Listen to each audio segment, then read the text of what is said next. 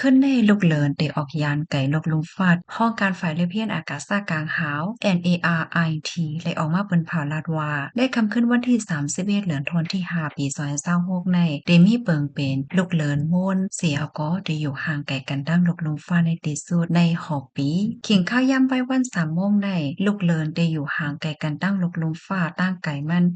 406 1.27กิโลเมตรลูกเลินปั่นเล็บลกลุมฟ้า1หอบในใจข้าวย่ำอยู่27.3วันเป็น1เหลินก็เปิ้นนั้นแลจังมีวันตีอันลูกเลินจำลกลุมฟ้าที่สุดแลไก่ลกลุมฟ้าที่สุดเมื่อพ่วงลูกเลินอยู่จำลกลุมฟ้าที่สุดนั้นห้องว่าเปรีจีตั้งไก่พัดเพกมีอยู่357,000กิโลเมตรและขึ้นที่อันลูกเลินอยู่ห่างไกลลกลุมฟ้าที่สุดนั้นห้องว่าอาโปจีตั้งไก่พัดเพกมีอยู่406,000กิโลเมตรสันเจ้าหนำว่าแม่นยากขึ้นเหลินม่วนจึงที่ห้องเปิงเป็นเมื่อลูกเลินจำลูกลุมฟาดที่สุดนั้นว่าซูเปอร์ฟูมูนและอันไก่ที่สุดนั้นซ้ำห้องว่าไมโครฟูมูนในยอคาเป็นคำขึ้นในยอคาหนังเหือพี่น้องเขาซ้ำปอดเดจังไรฮับโฮเลอเซนั่นก็ให้ไรฮับโฮปาลองให้สร้างนาการของลูกเลินนั่นแค่นดอจะกันสเปินแพเช่กว่าเสกำค่ะ